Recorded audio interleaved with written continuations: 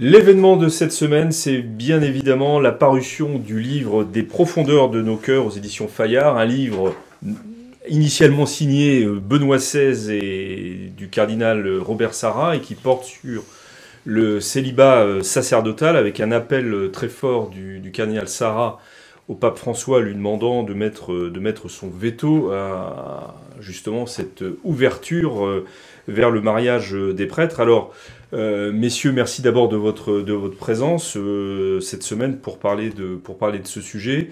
Tout d'abord, comment vous avez reçu l'annonce dimanche 12 janvier dernier, comment vous avez reçu l'annonce de la parution d'un ouvrage co-signé entre Benoît XVI et cardinal Sarrat portant sur ce sujet?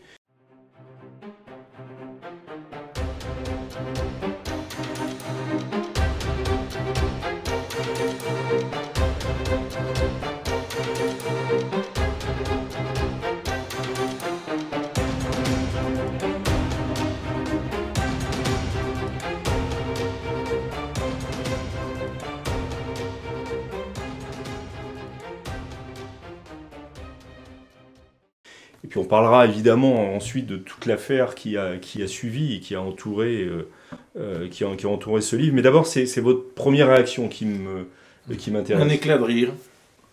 Ah oui, sur un sujet pareil, ça vous fait rire? Oui, ben je pense que... Je parle bien de l'annonce de la parution du livre.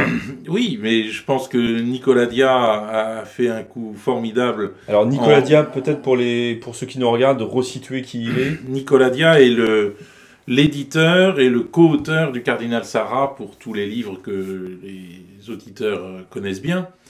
Ces livres, vous savez, au titre très long et très spirituel, oui, dont l'un des derniers s'appelle La force du silence. Oui, ce qui n'a pas empêché le cardinal Sarrat de prendre la parole quand même sur un sujet... C'est le fruit de son silence. Voilà. C'est ce qu'il dit. C'est ce qu'il dit. C'est ce qu'il dit clairement. Ben, quand on a écrit La force du silence et qu'on se met à parler, il faut bien s'expliquer. Donc je crois qu'il y a quand même quelque chose de drôle dans cette affaire et qu'il ne faut pas trop crisper les choses parce qu'au fond, François et Benoît, à prendre leur texte à la rigueur, je ne juge pas de leur intention, mais à prendre leur texte à la rigueur, ont à peu près la même doctrine sur le célibat des prêtres. Ça doit rester la voie normale. Je suis contre le célibat optionnel, dit le pape François.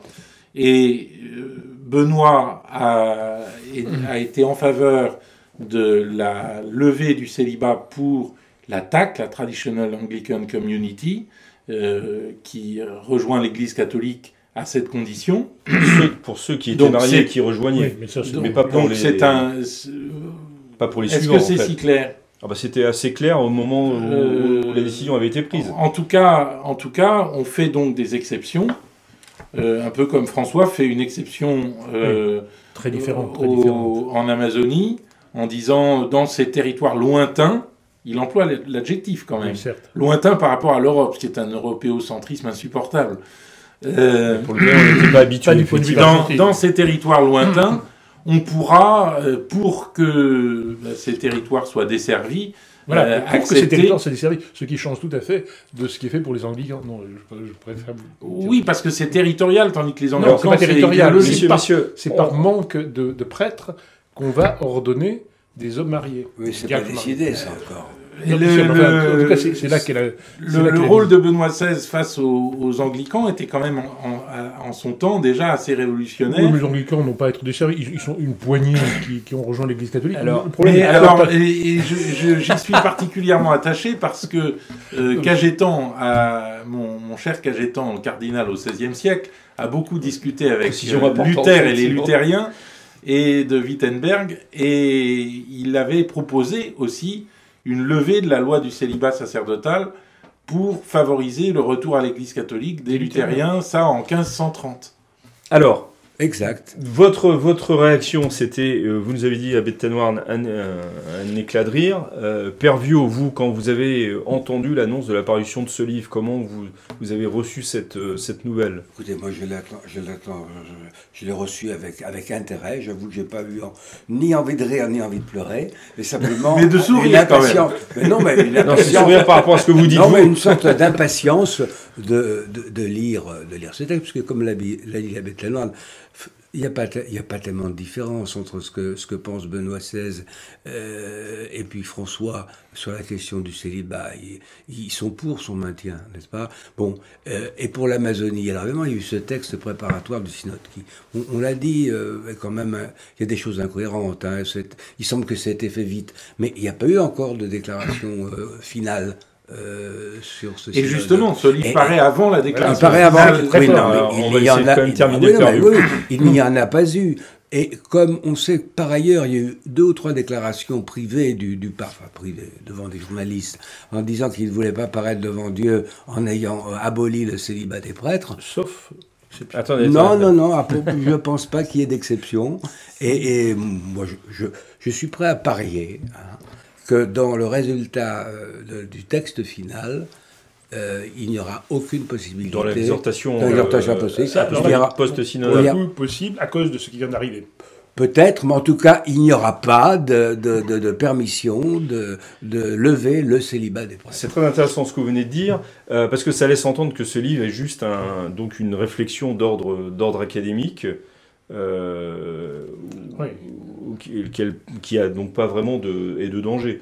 Mais avec Claude Bard, vous, votre réaction dimanche 12 janvier au soir... Ça a été une grande émotion, si je puis dire. Vous êtes donc un émotif. Que j'ai partagé avec l'ensemble du monde médiatique, si je puis dire, à savoir tous les... Vous avez vu les réactions... le lendemain, donc le lundi. Le soir même, d'ailleurs. Le soir même, partout, de tous côtés, ça a été une levée de tout. Alors, de ce bouclier contre, soit d'approbation, en disant enfin le pape parle. Et de soulagement. Le pape Benoît XVI. Alors justement, ça, ce qui m'a paru extrêmement intéressant là pour le coup, je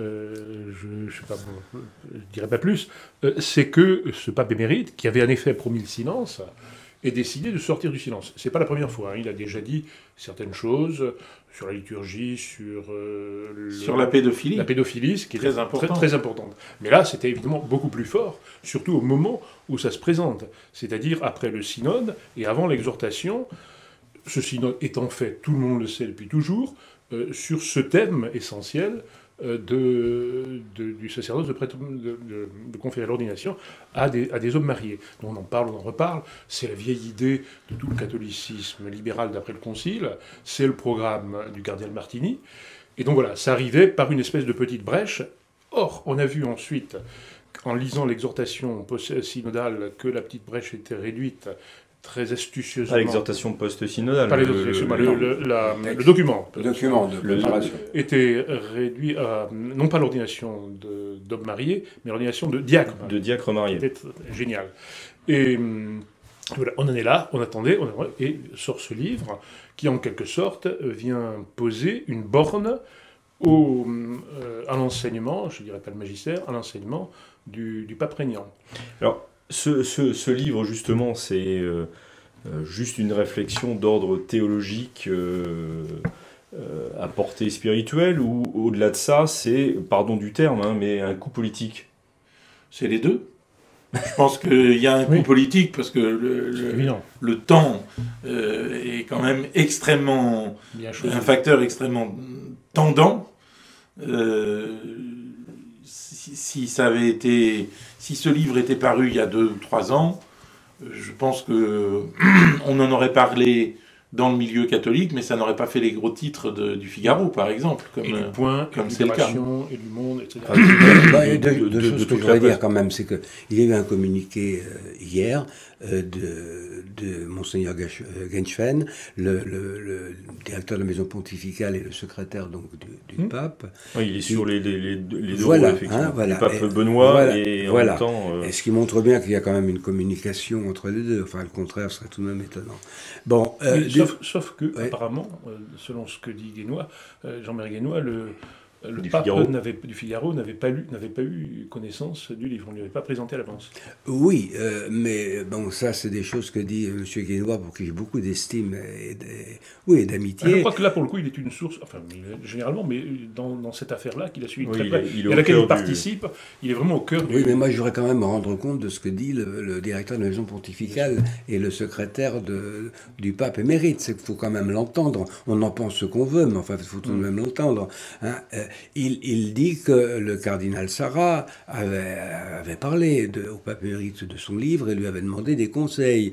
Bon, et que le pape le pape émérite avait répondu oui, il a même envoyé des textes écrits, hein, mais que c'était une collaboration qu'on pouvait le citer, mais toujours d'après ce monseigneur, il n'a jamais été question que le livre soit signé par les deux, mais qu'on pouvait citer le pape émérite à l'intérieur du livre. Avez-vous lu le communiqué? Je l'ai lu en entier. Ce matin de Guénois qui Alors ce matin, je n'ai pas lu ce matin. Pour ceux qui nous regardent, c'est le mercredi. Nous sommes mercredi 15 janvier. Et quand nous parlons, voilà, on sera. Moi, je vous ai lu le communiqué. Moi, je vous ai dit ce que. Oui, mais les choses avancent très vite, mon père. Oui, alors dites-nous ce que M. Guénois a dit ce matin. Il a donc redit toutes les interventions de Monseigneur Genswein, du cardinal Sarah, etc. Donc il a fait tout dans le résumé de la situation, en confirmant que les textes, donc absolument, Monseigneur Genswein confirme que les textes donnés par Benoît XVI sont entièrement de lui. Mais c'est sûr, ça. Que l'introduction et la conclusion ont été faites par le cardinal Sarah, mais relues par lui et approuvées par lui. Lui étant le Benoît XVI, pour être très clair. Que l'ensemble du livre a été entre les mains de Benoît XVI, donc le manuscrit, dont il savait ce qui est relu par lui, et que après ça vient comme une espèce de transaction d'après coup, compte tenu du, enfin ça c'est moi qui le dis, il est convenu tout de même avec les frères que le nom du pape intervient désormais comme contributeur. Voilà, mais c'est une nouveauté, ça. Oui, mais il ne devait pas être sur la couverture. Ah si, non, ça c'est pas dit du tout. C'est ce que dit Monseigneur Gershwin. Oui, mais... Alors, le cardinal Sarah se défend très vigoureusement, et je le comprends, parce que il a même montré la lettre cardinaliste qui est en cause, et il dit que le pape a eu la couverture. Oui. Ce qui est normal. Bien sûr, mais est-ce qu'il était... Écoutez, de deux choses, enfin, Monseigneur Gershwin a bien dit ce que je viens de vous dire, ou pas? Oui, mais alors, c'est vrai ou c'est faux? Il l'a dit, après il a dit... mais c'est vrai ou c'est faux? Mais après, c'est Genswein qui est dans une situation un petit peu compliquée. Voilà, c'est nous, alors. Et le président de la maison pontificale actuelle, et l'aumônier, le secrétaire du pape émérite. Et, il faut le dire très simplement, le moins politique des hommes. Donc ils peuvent faire des gaffes, ça c'est clair. C'est l'homme qui a pas très bien dirigé toute l'affaire des fuites vaticales. Ah, c'est lui aussi. Enfin, qui a dirigé, qui a pas maîtrisé. Si vous voulez. Mais ceci dit, c'est un homme par ailleurs excellent, sympathique, etc., qui veut le bien de tous, et notamment le bien de son père, on va dire, Benoît XVI. Il n'y a pas de doute. Donc là, seulement, bon, il est aussi préfet de la maison pontificale, et il se trouve là avec une Rome explosive. Hier et avant-hier, c'était le feu. Hier et avant-hier, encore une fois, c'était le mardi 14 et mercredi 15, donc. Le feu à Rome, et Genswein était au milieu du feu. Alors le feu à Rome, ça signifie quoi? Mais justement, est-ce que vraiment il y a occasion de feu? Alors les partisans du pape François sur Internet, sur les réseaux sociaux, sont très en pointe dans un combat contre Benoît XVI. Et là, on peut craindre une dialectique qui est établie par le clan progressiste, en quelque sorte, tenant en otage le pape François. Moi, je me souviens d'Isabelle de Gaulmine, dans un article après le synode, correspondant à pour la Croix à Rome, qui disait « Il faudra que le pape fasse ce qu'on lui a dit ». Oui. C'est-à-dire que ces gens-là croient encore en l'opinion publique. Ils croient ils sont conciliaristes, comme au temps du Concile, il y a une opinion publique qui s'intéresse aux problèmes du Vatican. C'est ce que pense le cardinal Sarah aussi. Moi, je suis persuadé que l'opinion publique, elle est réduite à sa plus simple expression. La preuve, c'est tout le monde s'en fiche. La preuve contraire. Non, mais quand c'est une espèce de guerre, et qui porte en plus sur le célibat ecclésiastique, ça porte sur l'Église, sur ce qu'elle va être. Ça intéresse tout le monde. Et ça intéresse notamment toute la gauche. Et le discours du pape Benoît est absolument traditionnel sur la question. Il est existentiel, il est sur la nécessité de la consécration de soi. Il faut peut-être un petit peu en parler quand même. Oui, bien sûr, allez-y. Sur le fait que un prêtre se donne, et qu'il se donne au Christ, qui est sa terre, le Christ est sater, dit le pape Benoît dans ce texte. Et c'est vrai, moi je me souviens de mon entrée au séminaire, on se dit, voilà, la vie maintenant c'est le Christ et rien d'autre. Et on accepte cette solitude, et on accepte ce risque. Et c'est ça qui fait le sacerdoce. Existentiellement, pas essentiellement. Essentiellement, on peut concevoir tout à fait des prêtres mariés, c'est pas contraire au dogme. Peut-être justement pourrait-il... Mais existentiellement, s'il n'y a plus le célibat, est-ce qu'on va pas avoir des fonctionnaires de Dieu qui ne vivront plus cette donation totale, ce moment de lâcher tout pour le Christ, quoi, finalement. Alors, justement, à propos vous parlez du feu, on a un bel exemple du feu qui est aussi à Paris, avec Madame Pedrutti dans Témoignages chrétiens, qui parle du pape qui démérite. Voilà, carrément, à propos de Benoît XVI. Je voudrais revenir sur cette question du silence. Moi, je pense qu'il n'a pas du tout... du silence du pape, vous voulez dire? Du silence du pape émérite. Il n'a pas du tout transgressé sa parole. Il est quand même resté extrêmement discret depuis qu'il a quitté le pouvoir. Hein. Mais on peut tout à fait comprendre que dans des cas extrêmement graves et qui risqueraient de faire schisme dans l'Église catholique, un pape émérite dise quelques mots ou participe au débat. Alors, ça je ne sais pas, dans le dernier cas de démission d'un pape que nous connaissions, Saint Célestin V, il a fini au cachot, hein, parce que Boniface VIII ne l'est pas envoyé dire. Figurez-vous que je travaille dessus. Les mœurs étaient un peu différentes, effectivement. Oui, c'était une autre époque. Boniface VIII, du nom qui s'appelait c'est la grande famille des Caetani, était un homme extrêmement dur, et la renonciation de Célestin V est un peu curieuse, d'autant plus que ce pape l'a fait immédiatement, l'a fait arrêter. Non, mais attention. Et celle de Benoît XVI est très curieuse. Oui, non, mais attendez, là, Célestin V, il a été arrêté sur les ordres de Boniface VIII. On va pas trop partir dans l'histoire de Célestin V. Non, mais mis dans un château où il est mort, sous clé, où il est mort. Il était sous clé, oui, 12 ans plus tard. Il n'était pas question pour lui de prendre position dans le pontificat de son successeur. Si bien qu'au moment quand Philippe le Bel a eu ses problèmes avec Boniface VIII, il était mis dans l'acte d'accusation qui a été lu à Anagni par Nogaret, il y avait la question de l'élection de Boniface VIII et du sort de Célestin V. Alors, il a été accusé. Hein. Revenons quand même au pape François et à Benoît XVI. C'est important à dire, le pape Benoît XVI n'est pas enfermé à clé. Non. Mais on est dans tout autre contexte, et qui est celui, pour suivre ce que l'ami Danois, qui est celui du post-concile. C'est tout autre chose. C'est-à-dire un véritable climat, on peut dire, politique introduit dans l'Église. Il y a certes eu des choses politiques dans l'Église, mais je veux dire qu'un climat quasi démocratique entre des clans qui s'affrontent. Et ce que vous dites du fait que la gauche essaye de prendre un otage le pape François... Le pape François. Le pape François. C'est ce que vous avez dit. Oui, ça, c'est tout à fait certain. Mais il est assez fort pour ne pas se laisser prendre en otage. Mais je pense qu'il n'est pas mécontent de l'intervention du pape Benoît. Alors ça, c'est autre chose. C'est autre chose. Ça, je ne sais pas. Ce qui est sûr, c'est que, d'une manière générale, il est jamais tout à fait exactement où on l'attend. Et il le fait exprès. C'est un homme très fort, génial, à bien des égards, et notamment sur la manière de conduire les choses. Je n'ose pas dire, je tourne autour du mot politique, mais je vais le dire, il est très politique. Donc, ça n'est pas un homme de gauche ou du centre-gauche, disons. Hein.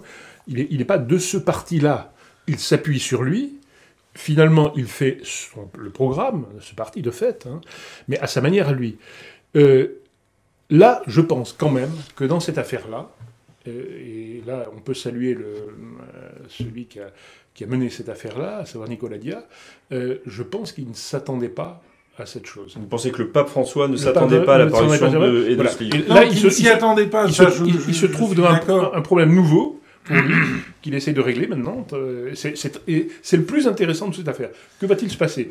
L'exhortation... Mais la prise de position du pape émérite Benoît contre la levée du célibat ecclésiastique évite à François de prendre la même position autrement que dans l'avion avec quelques journalistes qui prennent des notes fiévreusement. Enfin, on connaît...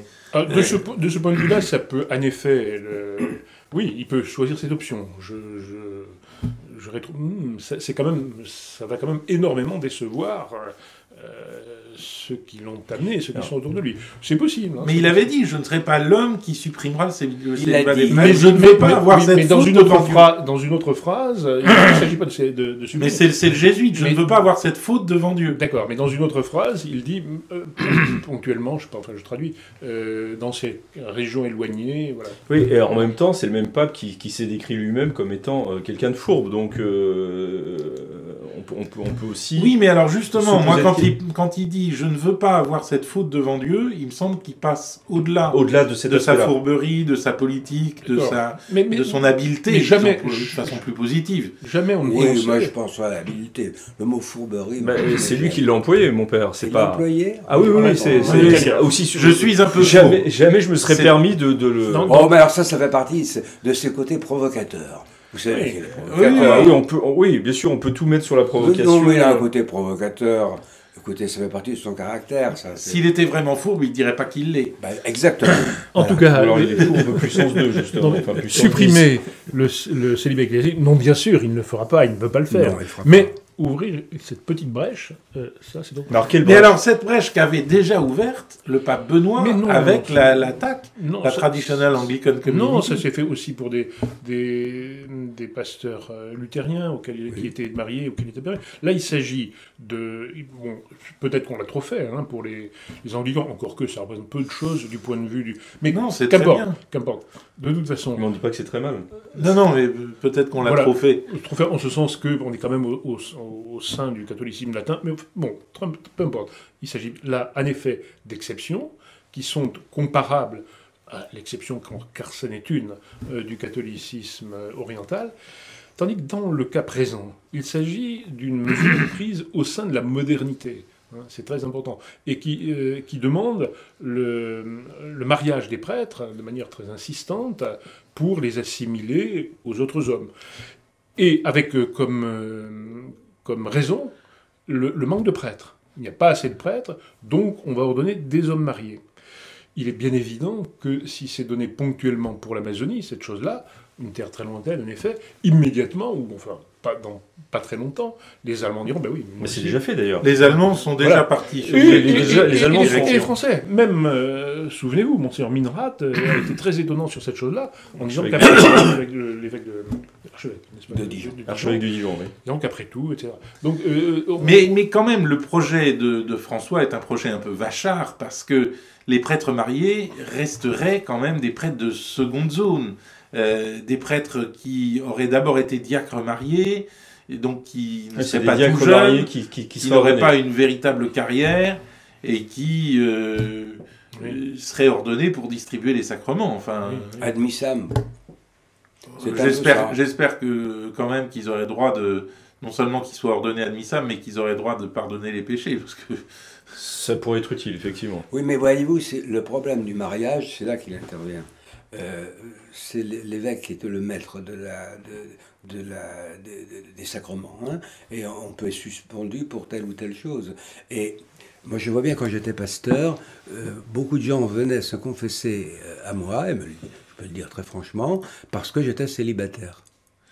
Et il y avait une méfiance de confession vis-à-vis des confrères mariés. Oui, non, mais c'est peut-être comme on peut dire c'est idiot tout ce qu'on voudra, mais je vous le dis, c'est une réalité. C'est d'ordre psychologique, mais ça a son importance. C'est très important.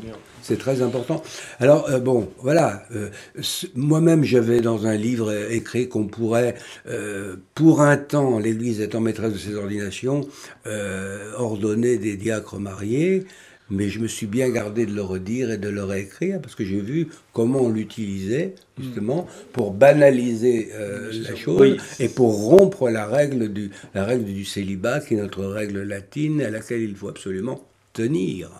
Parce que nous avons besoin d'une Église qui évangélise, et avec des hommes qui se donnent complètement à ce ministère, et ils ne peuvent pas avoir charge de famille ou charge conjugale.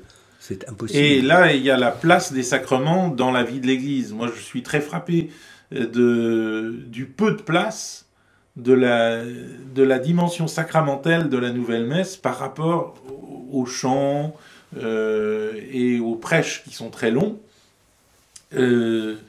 on a l'impression que l'aspect purement sacramentel, offertoire, consécration, communion, est réduit à la portion congrue. Là, on ne parle pas de célibat directement, mais quand même indirectement. Si indirectement, parce que... Si le prêtre n'est plus ordonné aux sacrements, et si les sacrements ne sont plus la vie de l'Église, si c'est juste un bonus de temps en temps, évidemment, on ne comprend plus rien. Vous voulez dire qu'il y a une nouvelle Église qui a une crise des sacrements aujourd'hui dans l'Église qui fait qu'on en arrive à cette question. J'ai assisté à un mariage, puisqu'il se trouvait que j'avais baptisé le gamin il y a très longtemps, cet été, au cours duquel le offertoire consécration prenait 5 minutes montre en main, et le reste du mariage 2 heures. Vous parlez donc, une cérémonie extrêmement longue, avec beaucoup de chants, avec beaucoup de prises de parole, avec beaucoup de joie, mais la dimension sacramentelle, bon, elle est là parce qu'elle doit être là, mais bon, on l'exécute en 5 siècles. Oui, mais tout est lié, vous avez raison d'insister là-dessus, sur la question de le sens du sacré. Et on le voit bien récemment dans toutes les histoires de pédophilie où on accusait l'Église de silence ou d'avoir couvert ceci ou cela, on voyait bien Madame de Golemin ou les Madame Pedretti, etc., dire qu'il faut que désacraliser le prêtre, il faut que le prêtre descende de son piédestal. Et moi, quand j'entends ça, j'ai envie de dire, mais pauvre dame, ça fait tellement longtemps qu'il descend.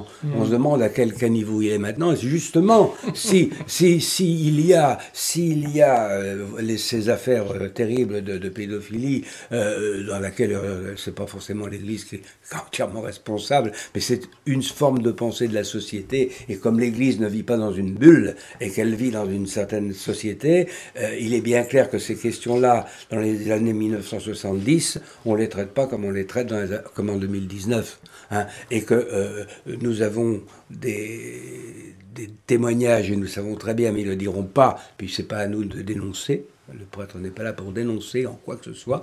C'est pas un dénonciateur, c'est pas un indicateur. Hein, si les policiers veulent des indicateurs, ils vont pas les recruter à la sortie du séminaire. Ils nous couvrent des oiseaux. Hein, oui. Ils vont ailleurs. Oui, non, mais je tiens à le dire. Alors, vous lancez contre le parquet de Paris. Par exemple, en tout cas, l'histoire de la désacralisation. Elle est là-dedans. Et alors, le mariage des prêtres, pour le coup, évidemment, le piédestal, on en rajouterait encore une couche. Alors, avec, évidemment, s'il y a le mariage, il y a le risque du divorce, c'est tout à fait ce que de l'adultère, etc. C'est ce que veulent ces dames, hein. Et ça permettra aussi de dire, là, maintenant, on va ordonner des femmes. C'est la suite. L'abandon du célibat ecclésiastique, ce serait vraiment la naissance d'une nouvelle Église, dans les circonstances actuelles, dans les conditions présentes. Ce qui n'aurait pas forcément été le cas dans toutes les conditions et dans toutes les circonstances. Et c'est pour ça que vous, Père Viot, aviez défendu l'idée de la levée de la loi du célibat dans certains cas. Mais dans certains cas, réduit, parce que vous vous situez du point de vue de Sirius, dans une société qui n'est pas la société actuelle, j'ai vu le résultat. Une Église qui n'est pas avec les enjeux de sécularisation, de laïcisation, face auxquels elle se trouve en réalité. Vous avez raison de dire que c'est un motif de schisme. Et c'est vraisemblablement pourquoi le pape Benoît XVI a parlé dans cette affaire-là. Alors, il aurait pu parler également pour une affaire qui est aussi grave, finalement, même d'une certaine manière plus grave, à savoir à Maurice Laetitia, où c'est la morale qui est offensée, et l'adultère qui, dans certains cas particuliers, etc., je veux bien, ne serait plus un péché. Et il ne l'a pas fait. Bon, il est plus à l'aise dans les questions sacramentelles, il a préféré le faire à ce moment-là. Mais depuis longtemps, on voit que cette affaire du célibat ecclésiastique, tellement importante pour la frange, on va dire, centre-gauche de l'Église, est en effet occasion de schisme. On se trouve, de fait, en présence d'un schisme possible. Mais d'ailleurs, d'une nouvelle Église possible. Une nouvelle Église c'est pas centre-gauche, c'est l'ultra-gauche. Bon, non, mais on le voit justement, au-delà de témoignages chrétiens, on le voit avec toutes les réactions qui ont eu lieu. Si ce livre n'était qu'une réflexion académique ou spirituelle, normalement, il n'aurait pas dû déclencher Le torrent de réflexion qu'il a déclenché. Enfin, de réflexion, vous êtes bien bon. Je vous de réaction. Lisez l'article de Madame Pedotti dans Témoignage chrétien, c'est un déluge de haine contre Benoît XVI. Contre Benoît XVI. De haine. C'est-à-dire que le clan progressiste, il faut bien appeler par son nom quand on parle de Madame Pedotti, c'est une secte. croyait vraiment les choses arriver. Et voyait que le pape François lui-même allait être prisonnier d'une opinion publique dont ils étaient les grands marionnettistes. Oui. Non, mais ça c'est de la naïveté. Mais les choses quand même je crois qu'il y a une certaine naïveté considérablement. Celle d'Isabelle de Goldmine, celle de Christiane Pedotti. Cependant, on a Maurice Laetitia et peut-être on va avoir quelque chose qui va... Oui, les choses avancent quand même dans une certaine direction, qui n'est pas celle que vous évoquiez tout à l'heure. Ce livre, c'est vrai, a cet intérêt majeur, je vais peut-être vous scandaliser les auditeurs, de pousser au schisme, de provoquer au schisme. Il faut que le schisme arrive. On ne peut pas vivre... Qu'est-ce que vous voulez dire par là? Parce qu'il faut que le schisme arrive. On ne peut pas moi, je vivre serais beaucoup dans une église, un état de schisme latent, où toute une partie de l'Église, sur bien des points, et certains très importants, sur les fins dernières, sur la morale, etc., et maintenant sur la discipline fondamentale du sacerdoce, n'est pas d'accord. Donc, or, on est tous catholiques. Hein, nous qui croyons que, eux qui croient autre chose, et d'autres qui croient encore autre chose. On veut dire que le catholicisme est devenu une grande auberge où chacun... Le catholicisme est devenu... Ou un anglicanisme, finalement. Largement un anglicanisme. Un self-service. Très éclaté. Mais alors, quand vous dites il faut que le schisme arrive, ça veut dire... Je veux dire que c'est quand même... Oui, bien sûr, je sais très fort, j'entends bien. Mais il faut que les choses soient clarifiées. Et ça n'est pas un livre qui le fera, c'est le magistère qui clarifera, on doit croire ça, on doit croire ça. Donc il faut à nouveau un exercice du magistère avec toute sa force et qui se réfère au magistère infaillible. Ce qu'on peut reprocher à ce livre, finalement, c'est d'être clair. Et c'est un livre merveilleusement clair. Moi, j'étais frappé. Oui, c'est pas reproche. J'ai eu le temps de... Non, mais ce que les adversaires reprochent à ce livre, c'est sa clarté. Oui. J'ai eu le temps de lire la contribution du pape Benoît. Elle est accessible absolument à tous. Autant, parfois, le pape Benoît même, comme pape, dans Spe Salvi, par exemple, était un petit peu... théologisant nébuleux. Oui. Pas nébuleux, mais compliqué. Mais compliqué, voilà. Il le reste aussi. Autant là... Quand il évoque dans sa testament les Lévites, tout ça, c'est un peu complexe pour le peuple chrétien. Mais tout de même, il est clair. On sent qu'il parle des profondeurs de son cœur, comme dit le titre. Oui, c'est vrai. Il est toujours très clair, mais évidemment, étant très cultivé, il donne beaucoup d'arguments qu'il faut aller... J'ai commenté Spe Salvi, je sais tout le mal que ça m'a donné. Ah oui, hein. ça, Alors, à propos du schisme, je comprends très bien ce que vous voulez dire. Moi, je pense que, je dirais les choses autrement. Il ne faut pas que le schisme arrive, non. Mais il faut que ce soit visible comme possible. C'est-à-dire qu'on prenne bien conscience que on ne peut pas tenir, par exemple, les propos de Madame Pedotti ou de Madame de Goldman sur un certain nombre de sujets, tout en se disant catholique. Oui, mais ça n'est pas possible. Il faut que ça advienne, oui, mais il faut que quelqu'un nous dise à un moment... ce type de discours est catholique, ce type ne l'est pas. Enfin, vous avez déjà le catéchisme de l'Église catholique. Bah oui, mais il existe depuis Jean-Paul II et visiblement les réactions à ce livre le montrent. La bronca que ça a conduit, même parmi des gens qui ne sont pas si éloignés que ça finalement, montre qu'il y a un éloignement dans l'adhésion. Il faut que le schisme soit possible pour que Madame Pedotti ou se convertisse. Moi je vous trouve très optimiste dans cette histoire de schisme possible et qui va advenir, etc. En fait, parce que ça supposerait que l'autorité existe. Or, l'imparfait du subjonctif était facultatif. Mais Jean-Paul II avait fait un document très court sur le sacerdoce des femmes, en excluant que ce soit possible par toute son autorité infaillible, tout à fait. Et en citant les 4 conditions de Vatican I dans l'ordre où le Concile Vatican I les donnait. Et alors, les catholiques... Non. Les catholiques, et les théologiens catholiques en particulier, je ne veux pas citer de nom, mais n'en ont fait qu'à leur tête au Hélas. moment de la publication de ce document. Il a raison, hélas. Et- Vous avez raison. Oui, Alors, l'abbé Barthes, et puis on va terminer très rapidement. avec deux bémols, bien sûr. Un, il n'y a pas eu de condamnation des gens qui... Percès Boué, par exemple. Et deux... Alors, vous donnez les noms. Et deux, oui. Non, mais, et pas- non, parce qu'il y a Après avoir quelque- parlé de schisme, non, on et peut parce donner qu'il y a les quelque noms, chose de parce très que- intéressant, le Père Boué. C'est-à-dire que, immédiatement après avoir pris cette...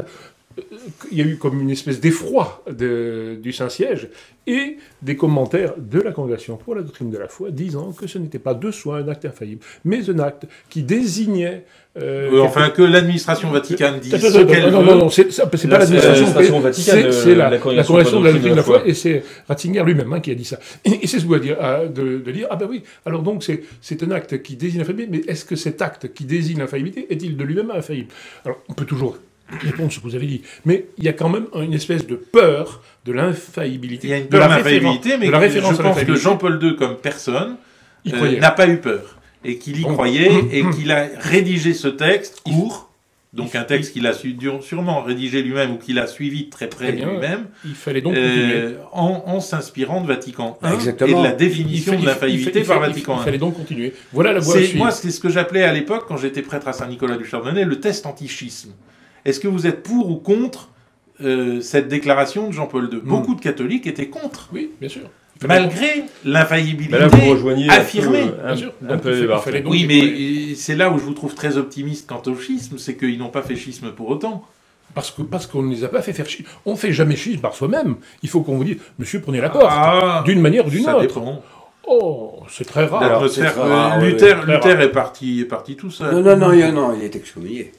Oui, mais avant d'être excommunié, il a quitté la diète. Oui, mais à la fin des fins, on vous dit, c'est... On lui a quand même dit à un moment. Et le- Oui, mais il est parti tout seul. Il avait cette idée de Mais législateur.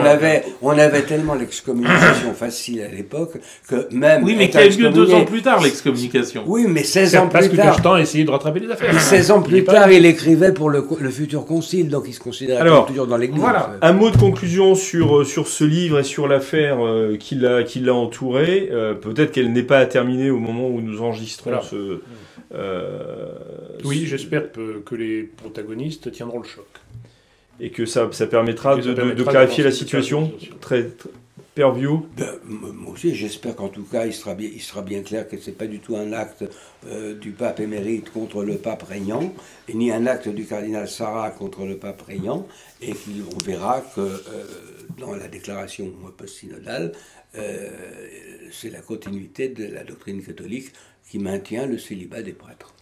Abbé Tanoirn, en Et quelques mots. moi, je trouve que ce livre était attendu, qui vient combler un vide et donner un sens à la vie de milliers de prêtres célibataires et fiers de l'être.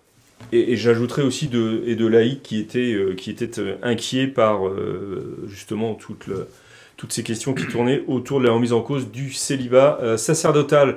Merci beaucoup, messieurs, de vos échanges et des lumières que vous nous apportez. Nous nous retrouvons la semaine prochaine pour un nouvel épisode du Club des Hommes en Noir. D'ici là, que Dieu vous garde.